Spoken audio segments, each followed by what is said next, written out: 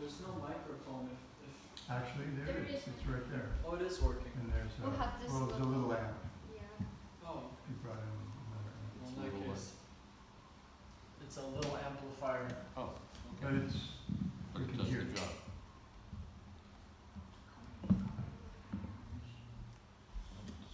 Seems good to me. Seems good, seems good.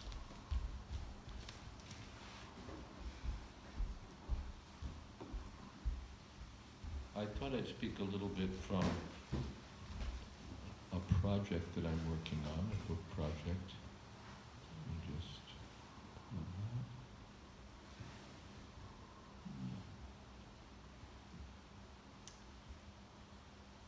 that. I'm working on a few things, but one is a book called Srila Prabhupada's Kirtan Standards.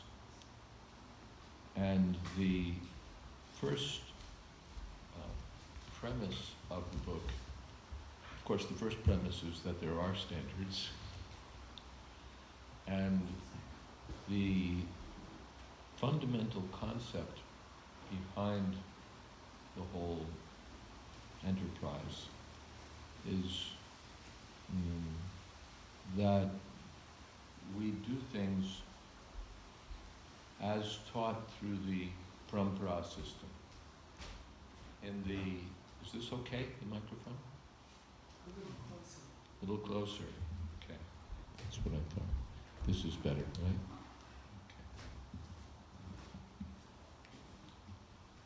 Okay. Now we should be good. In the Bhagavad Gita, evam parampara praktam imam rajarshio vidu. The Krishna said, I spoke this Bhagavad Gita a long time ago to the sun god who was coming down in the line. Sakalaneha mahata yoganashta parantapa. Hare Krishna. But in due course of time, over a long period of time, it got lost. Yoga nashta. It was lost. So now again, Krishna says, I'm speaking it to you. So the same principle applies for everything that we learn from the spiritual master, the deity worship, the cooking, the regulative principles, the everything. The founder Acharya sets the standards, and our job is to follow. That applies to Kirtan, and the sort of motto that I've said at the beginning of the preface is this verse from Srimad Bhagavatam. Etan nirvidyamananam ichchatam kutopayam yoginam ripanirnitam harirnam anukirtanam. The Hare Krishna. Hi. Welcome. The Shukdev Goswami told Parikshit Maharaj that if you want to be fearless at the time of death, then the best way is the Harir Nam Kirtan, to chant the holy name of the Lord, or the glories of the Lord, because, but yes, Harir Nam, the holy names of the Lord. Anu Kirtan. Anu has two meanings. One is constantly, and the other is by following. Anu Kirtan. So Anu Kirtana means constant chanting of the holy name of Krishna, and chanting by following in the footsteps of the previous acharyas, or what Prabhupada calls in his translation, the ways of the great authorities. So we hear from the Shikshastika, Smaranena Kala, which Srila Prabhupada translates as, there are no hard and fast rules for chanting the holy name of the Lord. No hard and fast rules. And sometimes that's taken to mean, well, anything goes. You know, it's just as long as you're chanting the holy name, it's kind of a free-for-all. And there are no rules.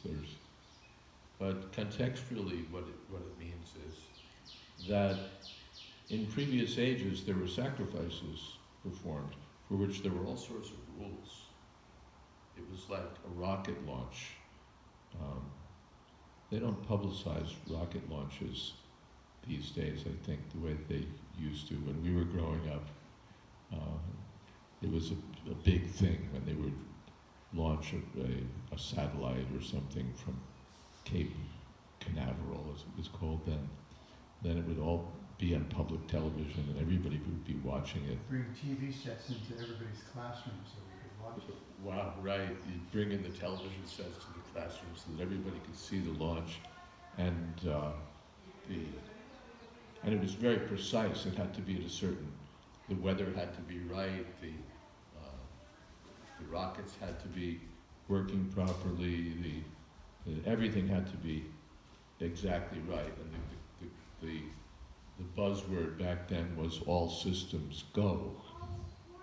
You know, everything, all the check marks are ticked. All the boxes are ticked. And if they weren't, then they called off the launch. They would postpone it or what have you. Clouds suddenly appeared and the whole thing was off. So a Vedic sacrifice is something like that. The time is crucial. It has to be performed at exactly the right time. The Brahmins are crucial. You have to have the right Brahmins chanting the right mantras at the right intonations. They'd have, five priests, one to chant this, one to chant that, one to chant that, and then a referee priest.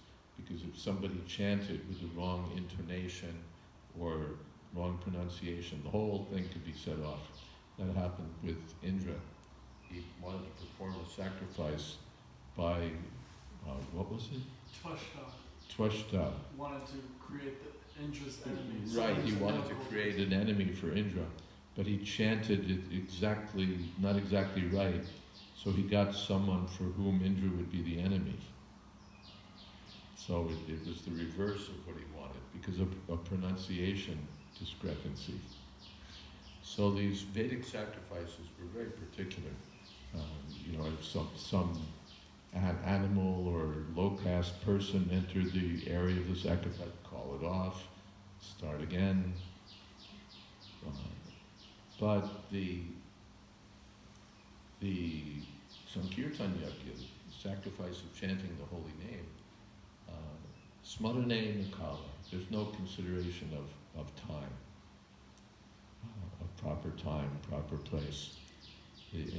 In Chaitanya Charitamrita, Kaite Svite Yatatata Naloi Kaladesh Niyam Nahi Sarvasiddhi Hoy. This is Kaviraj Goswami's explanation for that verse, Smarane Nikala. That Koite Sviti, while eating, while sleeping, this way or that way, anyone who chants the holy name of the Lord, Nam Loy, Kaladesh Niyam Nahi. For him, there's no question of Kal, Desh, Niyam, the regulations of time or place. If he just goes on chanting, Sarvasiddhi Hoy, he attains all perfection. So this is the way it is. But that doesn't mean that because there's no consideration of time or place, chanting is done willy-nilly, without any system, without any proper way to do it.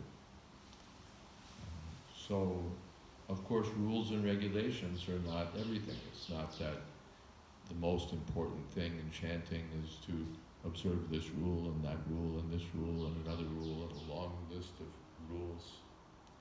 The most important thing is one's devotion to the personality of Godhead.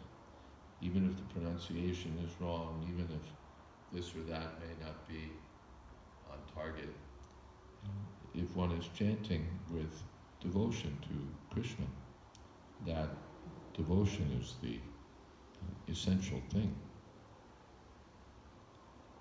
So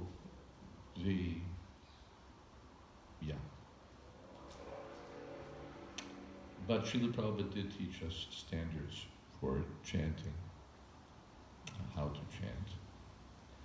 And the book under, well, for which I have a first draft actually, already done, it deals with that. The way that Srila Prabhupada taught us to lead Kirtan. There's a quotation here which is nice actually.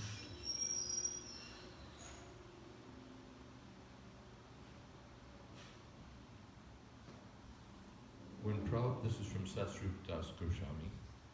When Prabhupada was with us in Kirtan, it became a real prayer. His presence lifted us up into the sacredness of the chanting.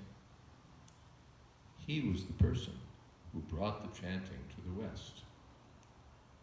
It was he who had such great faith, he who praised the holy name in his books. He was the Yuga Dharma personified. Recalling the times with Prabhupada and Kirtan can inspire us to chant like that now. It can help us realize the value of chanting Hare Krishna. Prabhupada can be fully present with us whenever we chant and hear nicely. The idea is not that we do everything exactly the way Prabhupada did. We listen to a recording and we sing each note the same way. So there's two things, anukar and anusar. Anukar means imitation. Of course, Prabhupada said imitation of a good thing is also good. Like the parents come and they offer dandavats in front of the deities, and the children see, so they follow. They may not really know what they're doing, but they imitate. So imitation in that sense is appreciated, but the real thing is anusar. Sar means the essence, and anu again means following. So the main thing is that we're meant to pick up the essence of what Srila Prabhupada was doing. Again, that doesn't mean that we just pick up the essence and leave everything else aside, but that's the most important ingredient, or it's the essence. The essence is, by definition, the most important part of anything. Now, and Srila Prabhupada did give instructions about Kirtan. There were things that he wanted, and there were things that he condemned. When Srila Prabhupada condemned, he could be quite definite about it. And when he appreciated also, or when he wanted something. Especially when there was something that mattered, he would say it again and again and drive it through our thick skulls. And so I've noticed over the years that many of the instructions that Srila Prabhupada gave concerning Kirtan seem to have been lost. Sakale over the long period of 40 years, 50 years, these instructions can be forgotten. And that's why I'm undertaking the book. Well, that introduces the topic, and I wonder if there are any questions or comments so far. We are ISKCON, and our founder Acharya Srila Prabhupada, we give predominance to his teachings, but naturally we have a lot of respect for our cousins, spiritual cousins, Gaudiya Math devotees, and sometimes, you know, if your dad is a wrestling coach and your cousins and your dad's brother is a wrestling coach, and you know the goal is to submit the opponent, but there are so many ways of approaching that, and sometimes we see, due to amicable feelings for other mutts, other spiritual practitioners, we allow them to lead a kirtan or they have a presence in our temple, and what they do is appreciated by their spiritual master, and Prabhupada says not to do it. And so sometimes, you know, we can mention that, well, this is the standard in this temple, but sometimes they could have every good intention in the world and they could be following their spiritual master, and it's difficult for me to understand why some of these do's and don'ts appear arbitrary.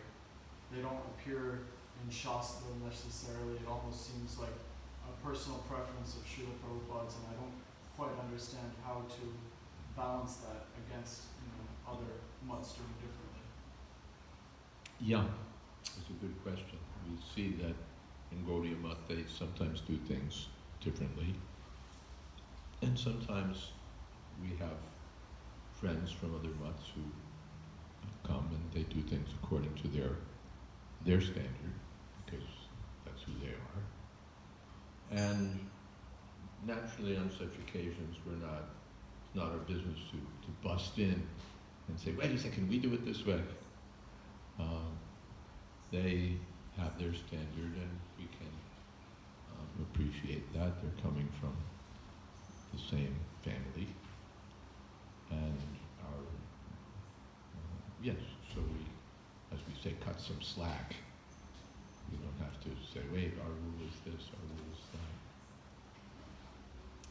that. On the other hand, we do have our rules. If you think about it, like universities, Harvard may have a different standard than Yale. They may have different books for the course. Their edition of Shakespeare is different from, you know, Harvard's Shakespeare is different from Yale's Shakespeare, even as far as the text is concerned. And they may have a different schedule of exams or what have you. So if you're, say, a Harvard student, you can't say, well, but professor, at Yale, they do it this way. Yeah, all right, but we're Harvard, and vice versa. So there's some standard there. When Srila Prabhupada did things, it may have been simply according to his preference, and we honor that. He simply didn't like it, that's all. Or he liked it, that's all. That's enough to get you in. That's enough to decide a question. Our Guru Maharaj didn't like it, or our Guru Maharaj approved it. For a simple thing, this Tulsi prayer that we chant in the morning is generally considered by Gaudiya Math to be quite confidential, and they don't chant it. And in ISKCON we chant it, and it was accepted by Srila Prabhupada. So those are called in Nectar of Devotion details. There's some things that are principles, and there are some things that are details. So worshipping the Tulsi plant is one of the 64 items of devotional service. So we all do that. But a detail, they may sing this song and we may sing that song. While chanting the Prema 20 prayers, they generally stand up and we generally don't.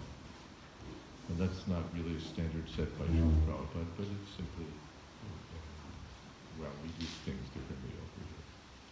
And it's not, that's a detail. But that we all glorify these various acharyas and forms of the Lord, associates of the Lord. That's our standard. So, does that cover the topic? Yeah, completely. Okay. Something else? Okay. Yes. Were you gonna give some, I was wondering if this continues on, you were saying that there was a certain standard that Prabhupada had for Kirtan. Yeah. I can mention a few of them. First, let me mention, for example, a mantra that Srila Prabhupada disapproved. And I was there when he disapproved it. It was, or on one occasion, there was more than one. But I was there on one occasion in 1968. Devotees were chanting a mantra,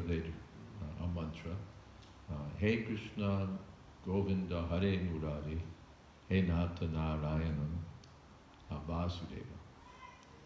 And my late godbrother, Madhusudan Prabhu, wonderful devotee who just recently left us, recounted that we were having a great time chanting. It was like a hootenanny, the devotees were really happily chanting. And Srila Prabhupada came down from his apartment, as he would to give his talk, and sat down and said, "What is that?" He said, "Krishna, Govinda."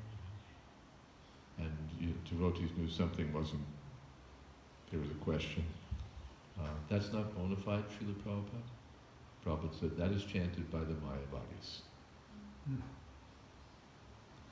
He said, what the acharyas have chanted, that you should chant. And it was a little bewildering because the devotees had picked this up from a purport in Srimad Bhagavatam, where Srila Prabhupada had referenced this mantra.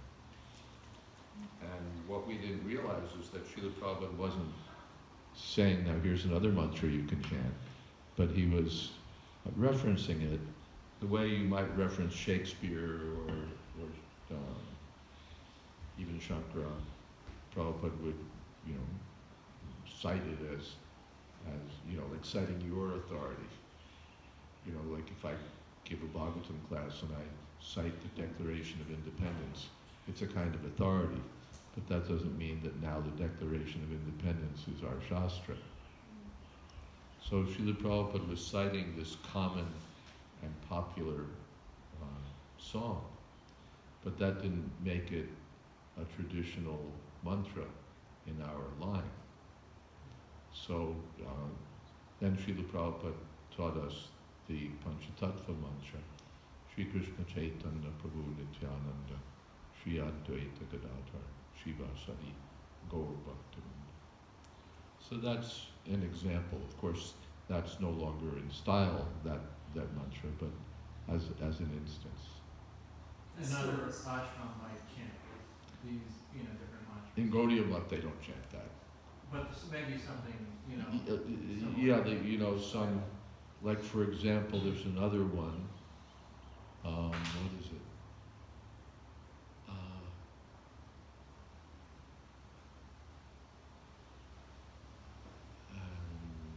Chaturmukhe. No, right? no, I think,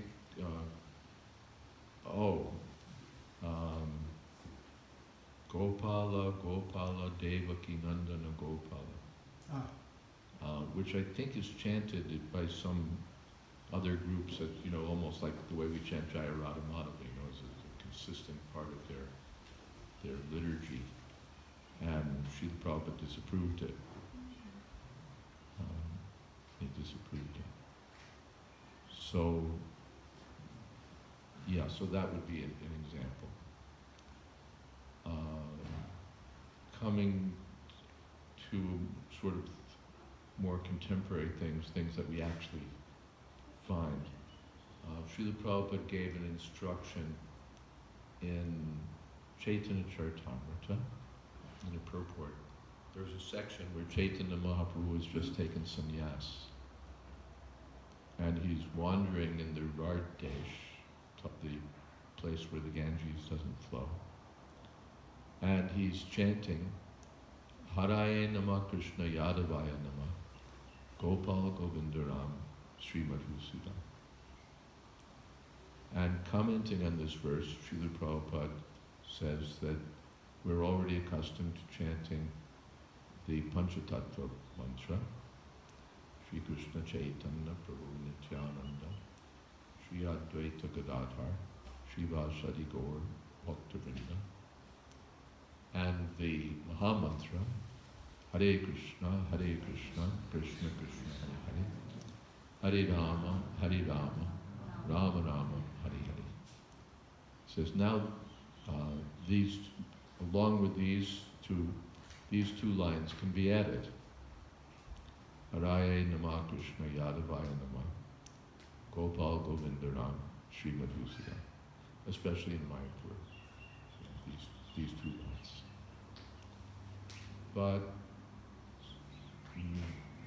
somehow or other, that instruction was conveyed perhaps, or devotees received that instruction a little vaguely. They knew, they heard that Prabhupada wanted us to chant Haraye Nama Krishna Yadavaya Nama. And at the same time there's a song by Narottam Das Thakur, Haraye Nama Krishna Yadavaya Nama Yadavaya Madhavaya Keshavaya Nama Gopal Govindaram Sri Madhusudan Giridhari Gopinath Madana Mohan Sri Chaitanya Nityananda Sri Advaita Sita Hari Guru Vaishnava Bhagavata Gita and Sri Rups, and it goes on. And devotees, it seems, picked up that song instead of the two lines that Prabhupada had asked us to chant. It's a bona fide song, and Prabhupada himself has chanted it as a bhajan. But it's not what he asked us to add to the Kirtan. That's 4 lines, and Prabhupada asked for 2 lines, or sometimes it's 8 or 12 lines because people chant more verses. But what he asked for was these 2 lines, Haraye Nama Krishna Yadavaya Nama Gopal Govindaram Sri Madhusudan. So it's not the end of the world, certainly, but it's just an instance of how an instruction can be misunderstood or misconveyed or sort of get lost in the pipeline, we would say. So let's think of what's another example. Well, here was another important instruction from Srila Prabhupada. Srila Prabhupada instructed that at Mangal Arati we should chant what he called the morning tune. Morning tune is the tune we heard this morning, those who were here for the Mangal Arati. Hare Krishna, Krishna Krishna, Hare Hare, Hare Rama, Rama Rama, Hare Hare. And then there's a high part, Hare Krishna, Krishna Krishna, Hare Hare, Hare Rama, Rama Rama, Hare Hare. And there's a tape recording where you can hear Srila Prabhupada beginning that to chant that way, and then he says, this is the morning tune, and then he goes on chanting. And Srila Prabhupada was particular about that. In an essay that HH Swami wrote when he was a member of the governing body commission, he recounted that when he'd been the temple president, Srila Prabhupada, temple president of ISKCON Vrindavan, just after the temple was established, Prabhupada wanted to set the standards for everything, for the cooking, for the deity worship, for the kirtan. And so he called Harikesh in and told him that the Mangal Arati, only the morning tune should be chanted. Only the morning tune should be chanted. And I've cited instances in my manuscript where Srila Prabhupada stopped Kirtan and sent down word that the devotees should chant in the morning tune. They would chant in the morning tune, switch to something else, Prabhupada would hear it, and he'd send down his servant to straighten them out, that they should chant the morning tune. That was the instruction. Give it, yes. I remember we always used to chant Bhaja Sri Krishna Chaitanya. Oh, Bhaja Sri And then Krishna Prabhupada Chaitanya. said no, it's Jaya Sri Yeah, actually, because there's a group in Vrindavan who chant a concocted mantra, Bhajanitay Gaur Radhe Sham Hare Krishna Hare Ram. And they have a long, maybe it's even 24-hour kirtan that goes on right across from our temple. And if you're in certain rooms, you hear it all on and on and on. And Srila Prabhupada severely objected to to this mantra. And so he distinguished our chanting from their chanting. He said, why bhaja? In our own chanting, Sri Krishna Chaitanya, he said, this is authorized, this is given by the Acharya. But then he said, why bhaja? And he said, Jai Sri Krishna Chaitanya. But then another time he said, bhaja or jaya, what's the difference? But not bhaja nitai gaur radhe sham. But yes, Srila Prabhupada initially, he himself chanted Bhaja Hare Krishna, but then he issued a course correction, Jai Shri Krishna Chaitanya. Now it's gone a different way. This we know is the Pancha Tattva mantra. Shri Krishna Chaitanya Prabhu Nityananda Shri Advaita Gadadhar Shiva Shadi Gaur Bhakta-vrinda. And Prabhupada said that we should chant in this way all 5 names, because these people, they just chant Nitai Gaur and then Radhe Sham.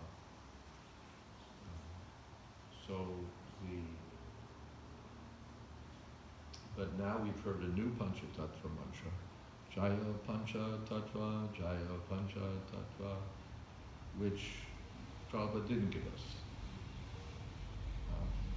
Prabhupada didn't give us. So we may wonder, then where did it come from? And why should we chant it?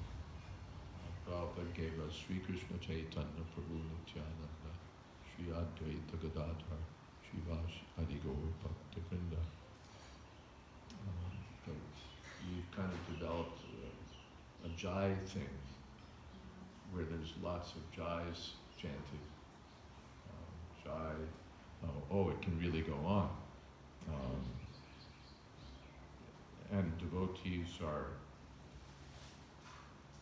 it becomes like a part of the tradition. This is what they were doing when we joined the temple. This is what I learned. This is the way we've always done it. And it becomes established that, and if you're doing something else, it's like, why are you doing something else?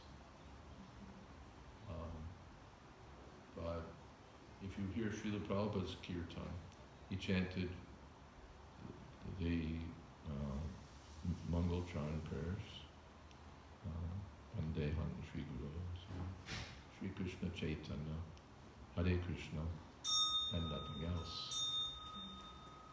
And in fact,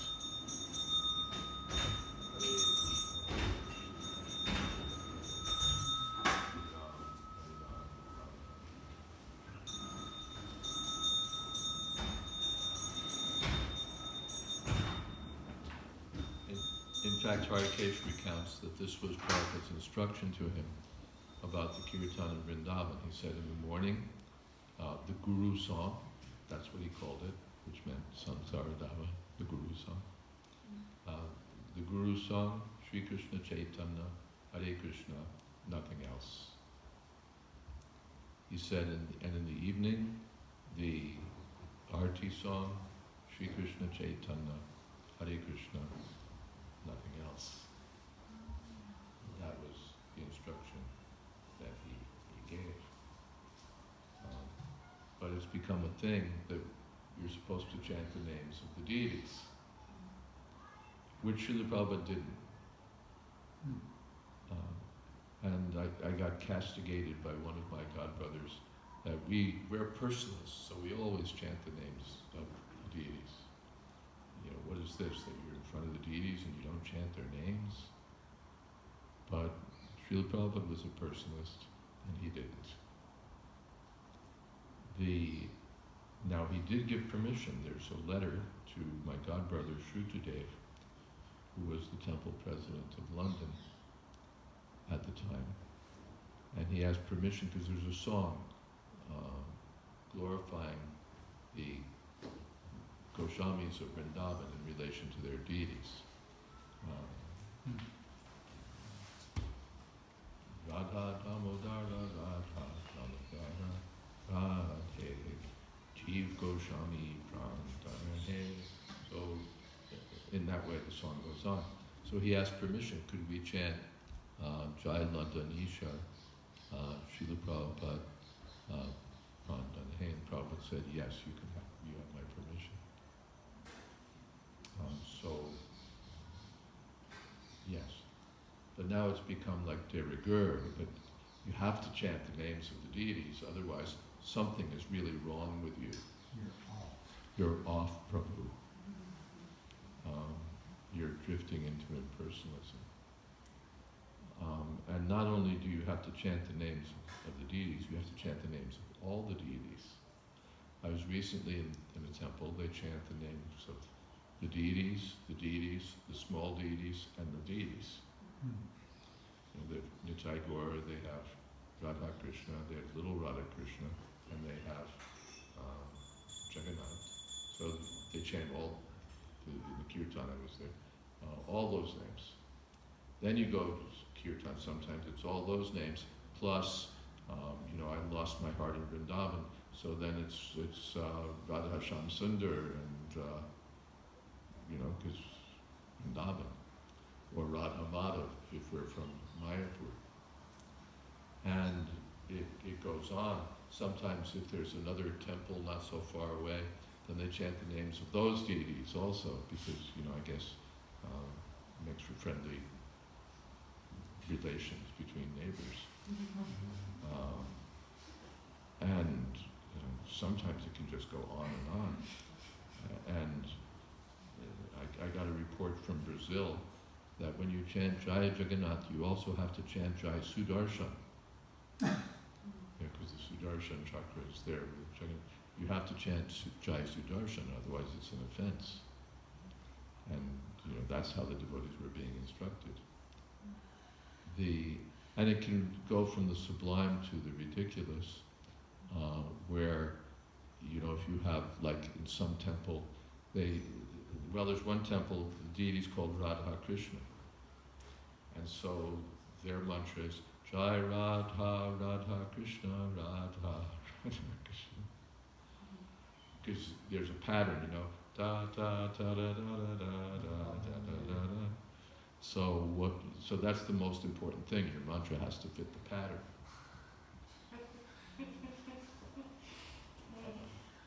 I heard in another temple they had Ladu Gopal on the altar.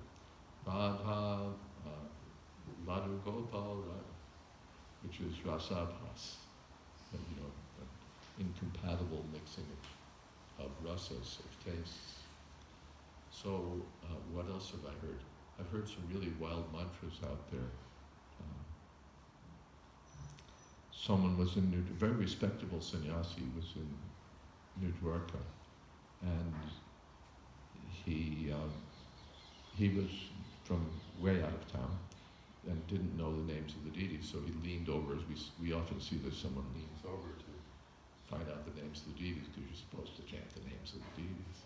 So he leaned over and heard the name of the deity and then said, Radha Rukmini Dwarkadish Radha Rukmini Dwarkadish, which again is a terrible mixing of rasas. So, but this is what happens. You know, we make something up, or something's not made up, it's accepted, but then by extension, we come up with this and we come up with this. And so when they installed Panchatattva in Mayapur, then we started hearing the new Panchatattva mantra, Jai Panchatattva, instead of Sri Krishna Chaitanya. And so the Kirtan, which, if you think about it, Mangalarti, there's like, what would you say, 10 or 15 minutes of Gurvastakam and Prabhupada pranams, and maybe another 10 minutes of Hare Krishna mantra. But then that 10 minutes starts to get eroded by all the deity mantras that we're supposed to chant, because we've always chanted them, because that's what we were told by our bhakta leader, and that's what such and such does, and what's the problem? So you get down to like 4 minutes of Maha Mantra, 6 minutes, because you're supposed to chant the names of the deities. And as I mentioned, you can, Prabhupada gave permission to Shruti Prabhu, but now it's become an absolute must, and with a big long list of mantras to chant. And that would be an example in my view of, where did this come from, and why do we have to do it? Yes? Along that same line is the convention lately that between each round that you chant, you have to go Sri Krishna Chaitanya Prabhu Nityananda. And I read somewhere that that's purifying to do that, but it never was obligatory that devotees chanted that between each round. Yeah, thank you for that. This convention that before each round or after each round, you have to chant the Panchatattva Maha Mantra, your Panchatattva mantra and your beads. In fact, I cite that in the beginning of my book as an example of the sort of thing that we learn. Maybe you've heard that you're supposed to chant that on the head bead. Many devotees were taught that. Yeah, on the head bead, and certainly before each round. And I just brought that up as an example of something that, wasn't really a standard. And half the devotees in my class of 60 people were shocked. Because, for like, some of them for 30 years have done that. And it was never an instruction from Srila Prabhupada. And we attended initiations, right? Srila Prabhupada's instructing, so you start here, and you chant, and then you go to this side, and then you don't cross over, you turn around, and again you begin chanting Hare Krishna, Hare Krishna. And that was the standard instruction. But someplace this got in there, because again, it's an instruction in Chaitanya Charitamrita, that before Kirtan of Hare Krishna, we should chant the Panchatattva mantra. But there's a conversation, Prabhupada's asked about that. He says, but that is for Kirtan, and this is japa. Yes, Maharaj? Prabhupada was asked about that here in Honolulu in '74 by one disciple. And he said, yeah, it's nice, it's purifying, it's okay. And it seems like, from there and maybe another instance, it was taken. And I remember staying with some devotee, with godbrother and godsister that I stayed with for a year and a half, 2 years. And after a while, they asked me, you don't chant the Panchatattva mantra before each round? I said, well, I used to. I heard Prabhupada say this, and it's nice, but then I realized he didn't say we had to do it. I'll chant it before I start my japa. Yeah. And then I chant Hare Krishna. Right. When I gave a seminar on this topic in Sridham Mayapur, there happened to be one, I think a sannyasi or a leading devotee from one of the Gaudiya mats happened to be there. And he told me that in some of the mats, they chant a whole round of Sri Krishna Chaitanya, or a certain number of rounds. So that would be another example of that category, that at Yale they do it this way and at Harvard they do it that way. But, which school are we in? So being in the school that we are in, we follow the standard given to us, and we don't criticize them for the standard that they were given, nor require them to follow our standard.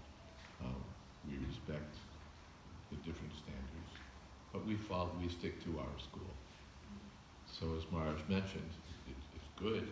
If you want to chant Sri Krishna Chaitanya, you could chant in the middle of a round, you could chant it at the end of a round, you could chant it at every 10 rounds, or every 5, or before you begin chanting, as many of us do, chant Sri Krishna Chaitanya Mahamantra, Sri Krishna Chaitanya Mantra, Panchatattva Mahamantra. But you don't have to, as Maharaj said. And yet we think we did. Prabhupada told another story. We're just about out of time. There were 2 stories I tell in the beginning of the book, but one concerns sort of how these things get started. Prabhupada told a story about a man who was crying, and of course I heard it not for Prabhupada, but first from a Sunday feast play. And the man was lamenting that Sargal Singh is dead. And the man had shaved his head, as one does when a dear relative dies. And he was lamenting that Sargal Singh is dead. He was the greatest friend that anyone could have. He was so devoted. He's dead. And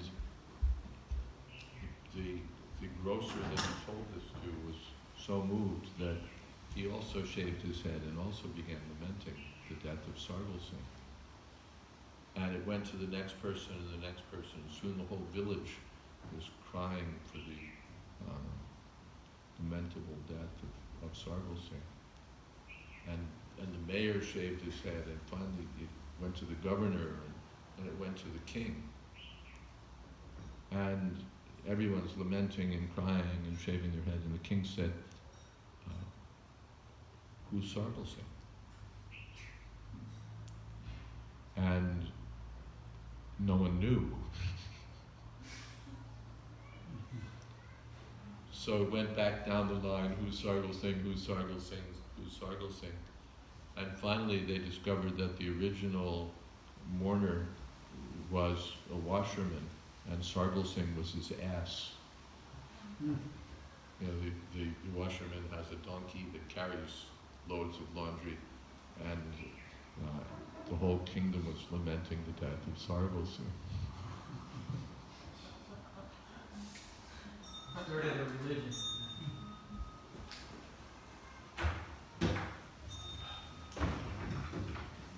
So we're at 6:30. Seems like this is when we stop, right? Okay, thank you all very much. Hare Krishna. All glories to Srila Prabhupada.